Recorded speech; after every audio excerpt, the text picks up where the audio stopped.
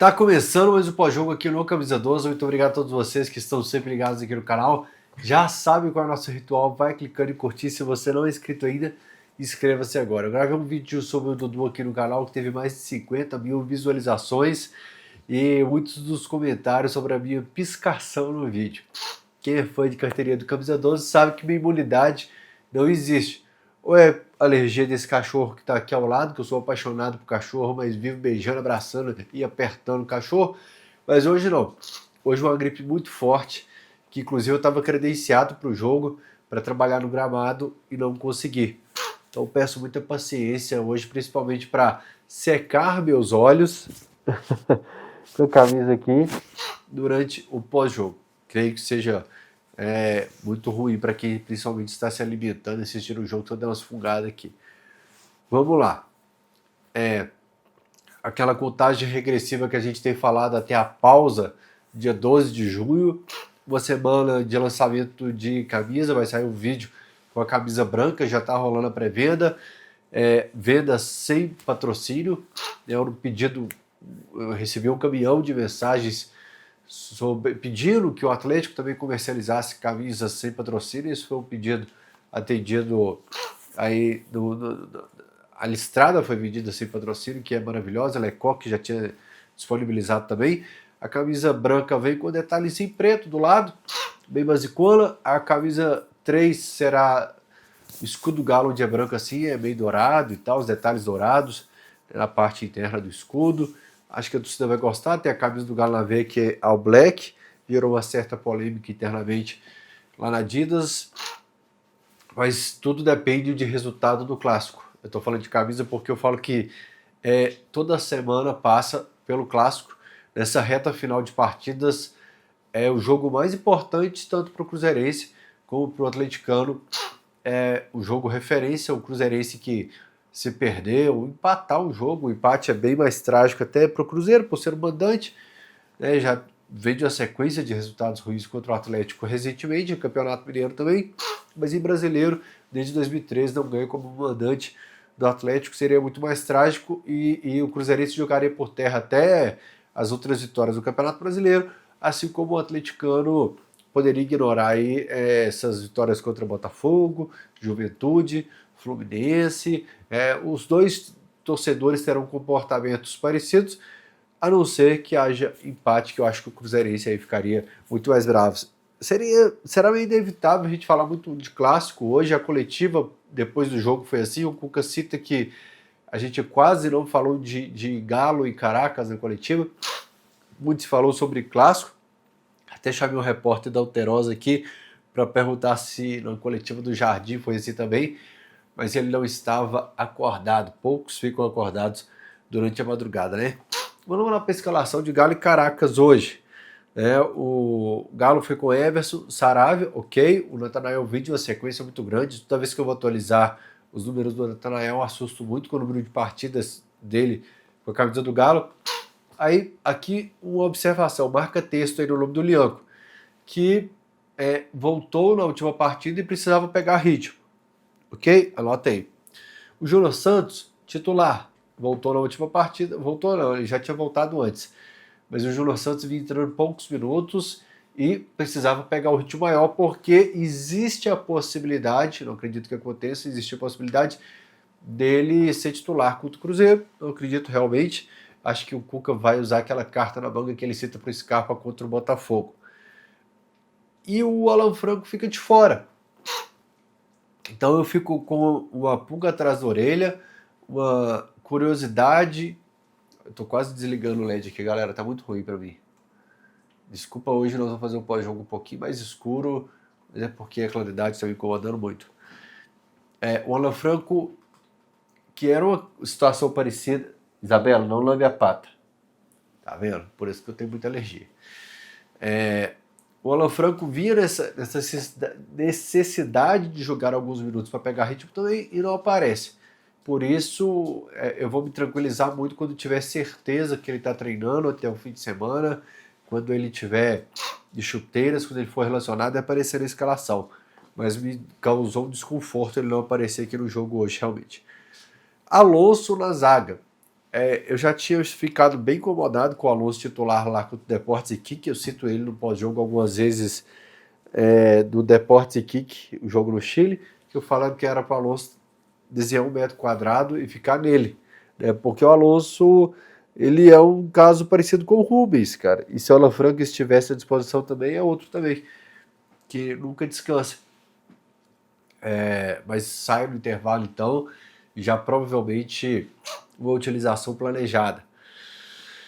Caio, galera, o Caio, eu fiquei pensando assim, qual foi o último jogador que foi meio que unanimidade na torcida? No caso do Caio, uma unanimidade de rejeição até. De você ter a certeza que o cara não está pronto para jogar.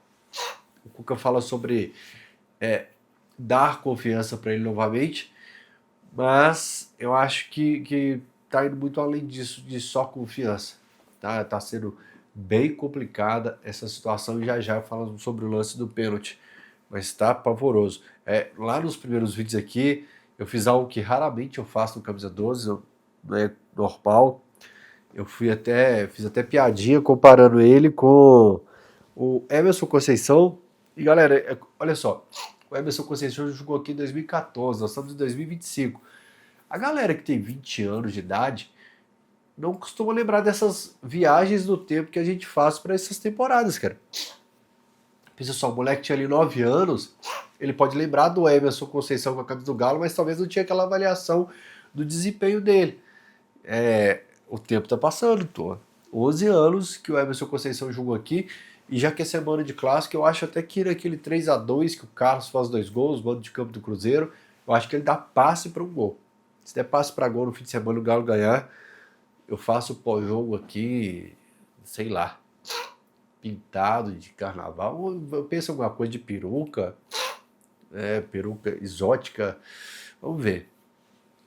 Raí Fausto, que também sai, e o Rubens também. Vou falar sobre o Rubens já também, eu vou falar agora não.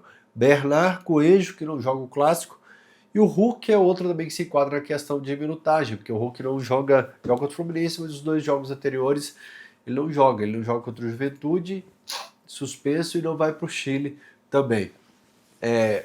Aí vamos lá. O Coelho é mais um jogo que ele se destacou. O Coelho foi muito bem. E a cada lance que ele vai bem, gera gatilhos pela ausência no clássico.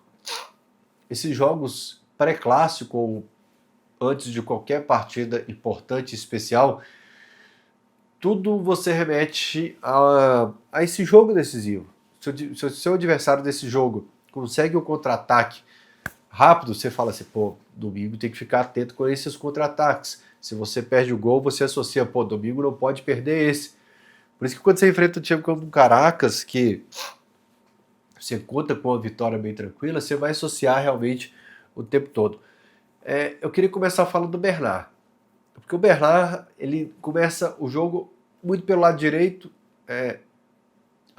Tem uma hora que o Cuca até manda inverter um pouco o ataque do Galo, mas o Bernard vai para a esquerda, o Bernard fica por dentro. E o fato de ter sido substituído com certo tempo de jogo me faz pensar que o Bernard é forte candidato para ser titular no Clássico. Consegue subir alguns degraus nas atuações dos últimos jogos, o Bernard. Uma característica atual muito diferente do Coelho, mas eu mudaria o desenho do Atlético para esse jogo sem perder, primeiro, força pelos lados do campo, sem perder combate e auxílio na marcação. O Rony vem jogando, às vezes por dentro ou pelo lado direito do Atlético. E o Coelho pelo lado esquerdo. Para o Clássico, eu jogaria o Rony pelo lado esquerdo, que eu queria ver ele mais vezes no Atlético. Eu colocaria o Scarpa de novo do lado direito. Os dois batendo, acompanhando o lateral inevitável. E optaria pelo Bernard por dentro, porque a gente não tem o Arana. Porque se tivesse o Arana, eu deixaria Alan Franco, Vera e Rubens para reforçar um pouco esse meio campo. Mas a ausência do Arana deixa o Rubens na lateral esquerda para a gente não ter Caio por lá. Aí, contando que Alan Franco joga, Alan Franco, Vera, contando que o Vera faz um grande jogo. Eu acho que ele fez um bom jogo do Cruzeiro ano passado no Campeonato Brasileiro, o jogo da volta. Eu acho. Eu acho que foi esse jogo que ele foi bem. E Bernard por dentro, Scarpa, Rony e Hulk. Tô pensativo se o Cuca faria isso, de abrir 2 jogadores ou usar a tática que o Milito usou no Brasileiro de 2024 de criar um trânsito maior, uma blitz, um congestionamento no meio campo para amarrar o Cruzeiro, gerando uma tensão na torcida adversária, gerando uma tensão no time do Cruzeiro, talvez se expondo um pouco mais, vindo para cima com necessidade da vitória, pensando que esse empate poderia se arrastar por mais tempo. Você consegue um empate, gera uma tensão na torcida adversária, gera uma tensão no time adversário, fazendo com que ele se exponha um pouco mais. Essa seria a intenção. O Milito surpreende com 3 volantes do Campeonato Brasileiro, amarra o Matheus Pereira, e amarrando o Matheus Pereira, o Cruzeiro naquele momento não consegue uma alternativa técnica e criativa para escapar daquele jogo que pouco assusta o Everson. O Cássio é obrigado a fazer algumas defesas naquela partida. Um pouquinho que descuidou do Matheus Pereira no fim do jogo, acho que ele até consegue uma bola na trave. Dito isso, assim que o Arana e Menino estão na reta final de transição, eu vou ter que usar a camisa aqui novamente, passa no olho, passa no nariz, tá uma benção. Assim que o Arana estiver à disposição, eu descansaria o Rubens com certa urgência, mesmo que esse menino seja um touro, com muita saúde, esbanjando saúde. Eu sempre tenho muito medo dele, do Alonso. Eu citei o Alonso contra o Iquique aqui, contra o Caracas fora e contra o Iquique fora. Mas cito hoje também o Rubens. Tenho muito medo do Rubens estourado, a gente perdeu o Rubens por alguns jogos, porque não tem descanso. É claro que faz baseado em exames, em acompanhamento, mas logo que tiver a oportunidade de descansar, como fez com o Natanael hoje, que também é jovem, é bom fazer, né? Falando sobre Galo e Caracas, para não falar só sobre Galo e Cruzeiro, o que me assusta um pouco são os apagões do time do Galo. Galera, tá muito difícil olhar para a câmera hoje. Olha, eu tô fazendo com muita raça. Eu não consegui trabalhar hoje no jogo, tive reuniões à tarde, fiz autotransporte, mas agora tá meio que insustentável. Os apagões têm me assustado. Contra o Maringá, houve esse apagão. Contra o Juventude, houve esse apagão. Contra o Mirassol, contra o Iquique. E hoje, em determinado momento do jogo, contra o Caracas também. Era um Galo que vinha muito bem no jogo. Tem um apagão. Tem aquela boa defesa do Everson com o pé esquerdo. Né, acho que é o Lianco que cai naquele lance. E o Caracas começa a gostar do jogo. É claro que você pegando o Ipatinga no Campeonato Mineiro, o Patrocinense no Campeonato Mineiro, vai ter um momento do jogo que o adversário vai conseguir esse volume. Você vai baixar um pouco suas linhas e o adversário vai crescer um pouco. É que com o Atlético é meio assustador porque o adversário cria grandes chances. Não é o momento que o Atlético entrega a bola para o adversário e vê ele lá trocando passes no campo dele, com dificuldade de chegar, e o Atlético descansa um pouco as pernas para voltar a subir e ir para cima. Quando o Atlético tem essa baixa, o adversário consegue chances de gols claríssimas. O controle da situação por parte do time do Atlético tem sido muito difícil. Contra o Iquique, eu tive muita sensação que o Galo fez o gol e tirou o pé. Hoje, contra o Caracas, o Galo faz o gol, ou foi um pouquinho antes do gol, eu falei assim, cara, veio o clássico por aí. Você já teve tantas lesões no time do Atlético nessa temporada, recentemente machucou Lianco, Alan Franco, Arana, Gabriel Menino. O Hulk relatou uma certa lesãozinha no músculo que não era tão importante assim.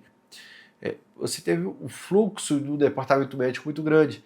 E por ter o clássico, eu falei, cara, será que esse time do Atlético tá hoje com o pé no freio demais? Até as substituições acho que mostram um pouco disso. Então, diferente do que aconteceu em alguns jogos, como Mirassol, Juventude, hoje eu vou dar uma passadinha de pano no apagão, pensando que esse grupo poderia estar com medo de ficar de fora do clássico. De dar uma estourada no gramado sintético, de pregar, de ter uma lesão. Eu acho que o clássico hoje interferiu muito no pensamento de um time que vem sofrendo muito com as lesões, né? Aí o Galo depois faz o gol e comete o pênalti.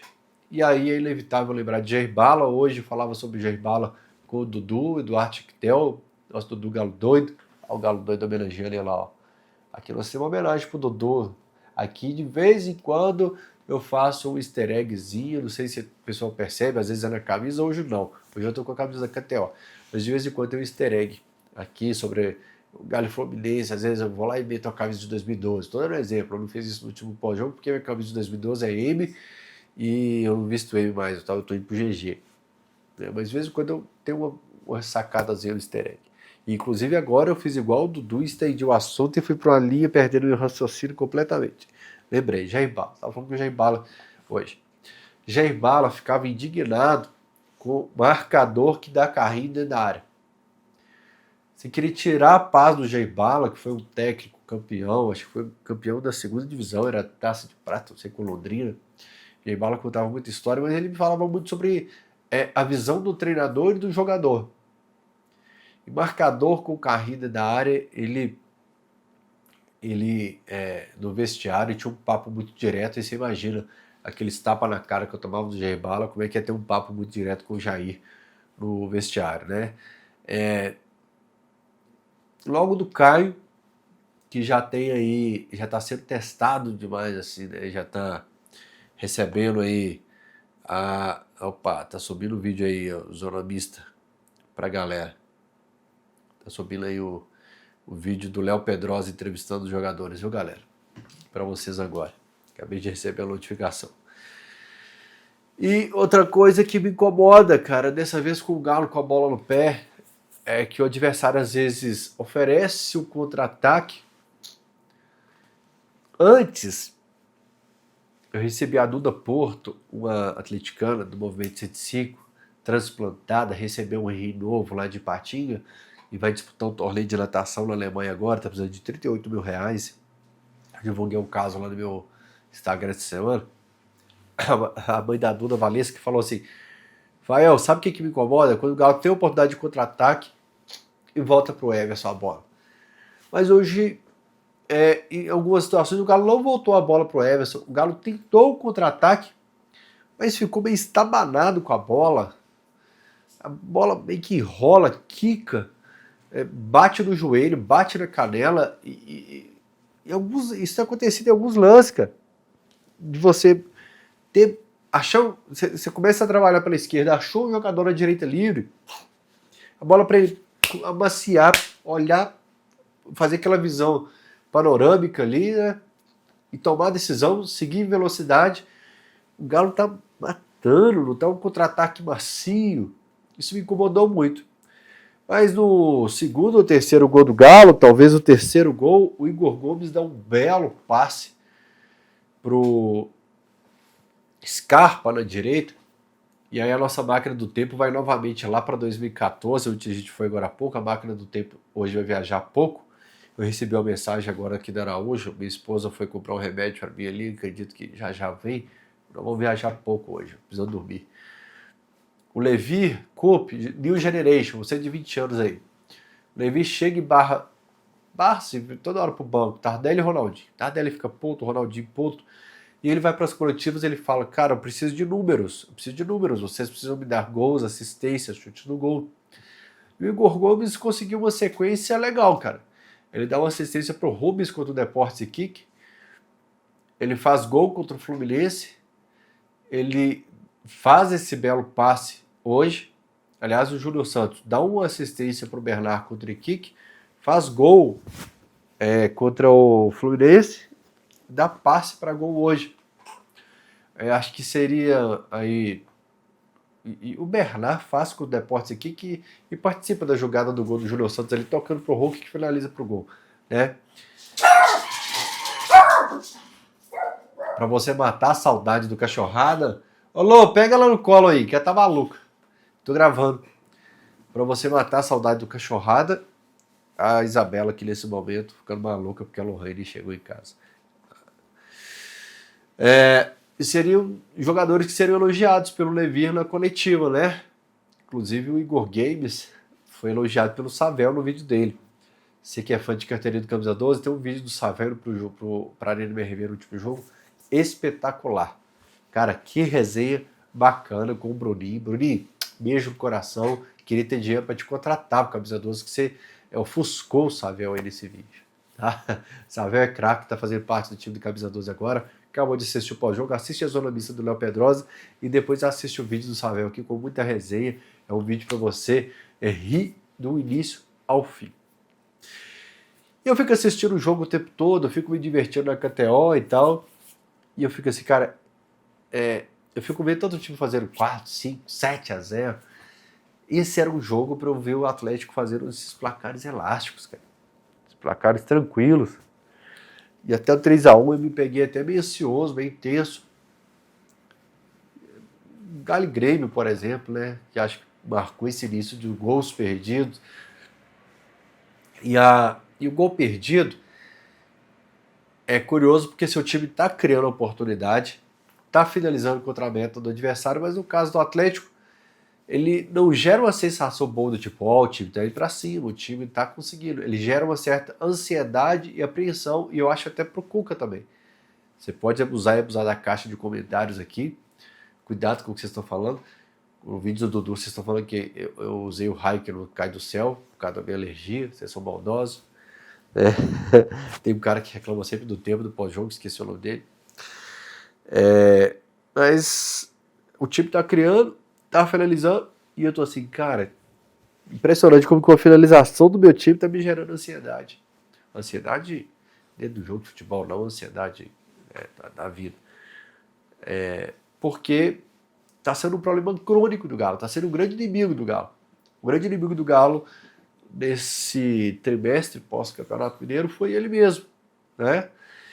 E acaba o jogo contra o Caracas, eu converso com 3, 4 atleticanos e o sentimento da galera é o mesmo, de uma certa apreensão por causa dos gols perdidos, né? Sul-Americana, a gente dá um pause, só dia 29 de maio a gente joga contra o Cinciano em casa, com torcida. O Cinciano estava ganhando de 4-0 do Iquique aqui, não vi quando acabou o jogo, mas quando estava 3-0 no primeiro tempo, eu já desliguei.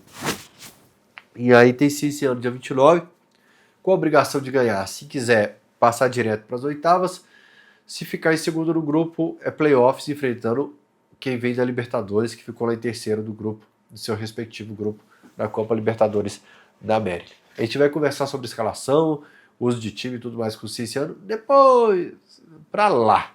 Agora não. Agora é cabeça do clássico.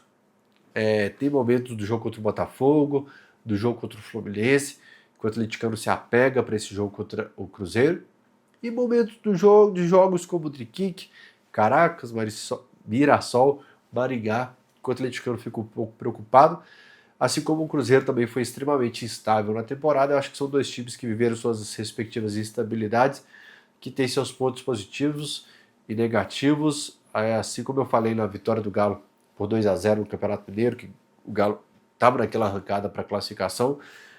Cruzeiro amplo favorito naquele momento assim, porque pelos reforços, ainda vivendo aquela vibe de reforço e tal. Eu falei, olha, mas eu assisti os jogos do Cruzeiro contra Betim, Atlético, e é um time que também dá muita possibilidade para o adversário vencer, e eu continuo com a mesma visão. O Cruzeiro também tem suas instabilidades na temporada e nos jogos também. Eu vou encerrar o pós-jogo porque tá difícil cada vez mais olhar para a luz, o nariz pingando, incomoda o Fael, incomoda você. Eu queria fazer um último pedido para você, acessar esse comentário que está fixado aqui com o link da KTO, porque está rolando a Liga do Milhão. Na Liga do Milhão você ganha tem um prêmio de R$1 milhão em dinheiro no fim do ano. Não é free bet não, R$1 milhão em dinheiro para você se divertir. Para você se divertir, não, R$ 1.000.000 dá para você se divertir bastante. Mas é para você se divertir com muita responsabilidade da KTO, mas pedir para você acessar a promoções da KTO e clicar em Quero Participar da Liga do Milhão. Lá vai ter todo o regulamento e aí tem também, além do prêmio de R$ 1 milhão para o grande campeão no fim do ano, tem também prêmios diários, mensais e aí sim muita free bet para você. Aí são diversos milhares de prêmios até o fim do ano da Liga do Milhão. Tem também a Liga dos Influenciadores. Eu estou em 7º aqui em Minas Gerais.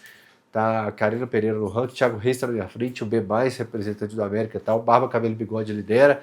Tá muito legal, eu vou tentar pontuar bem aí para passar essa turma e representar bem o Galo lá também na Liga do Milhão. Acabou de assistir o pós-jogo? Clica aqui no comentário fixado da KTO, mas depois vai lá assistir o Zona Mista do Pedrosa e o vídeo do Samuel também. Obrigado e desculpa hoje pelo pós-jogo com o ritmo de departamento médico por aqui também. Tchau.